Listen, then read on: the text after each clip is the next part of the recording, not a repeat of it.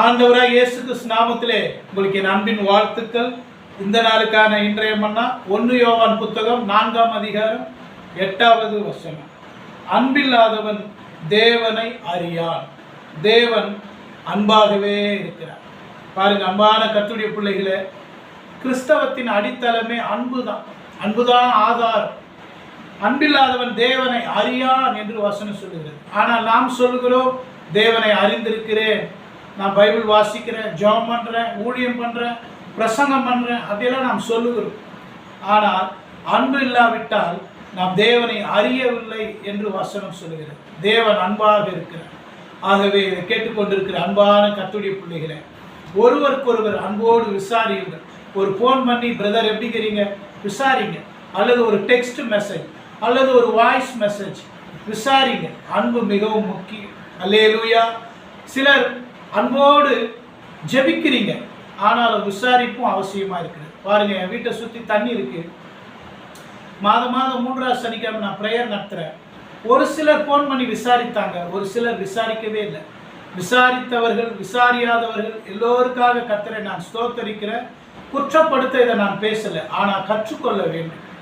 நீங்கள் விசாரித்தீங்களா பிரதர்னு கேட்கலாம். நான் எல்லோரையும் நான் விசாரித்தேன், ஃபோன் பண்ணி விசாரிக்கிறேன். அல்லேலூயா. சிலர் ஃபோனை எடுக்கலை, நான் ஃபோன் பண்ணி விசாரிக்கிறேன். அன்பான கர்த்தருடைய பிள்ளைகளை, விசாரிப்பும் அவசியமாக இருக்கிறது. நாம் எல்லோரையும் நேசிக்க வேண்டும். அல்லேலூயா. நம் தேவன் எல்லோரையும் நேசிக்கிறார், நாம் எல்லோரையும் நேசிக்க வேண்டும். அதுதான் கிறிஸ்தவத்தின் அன்பு. அல்லேலூயா. கர்த்தர் நல்லவர்.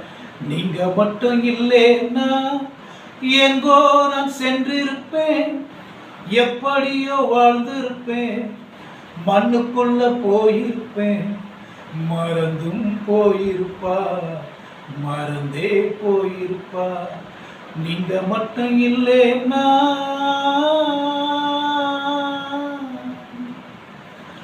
நான் பிறந்த நாள் முதல் இந்த நாள் வரையிலே ஆதரித்து வந்தீரே, ஆறுதல் தந்தீரே.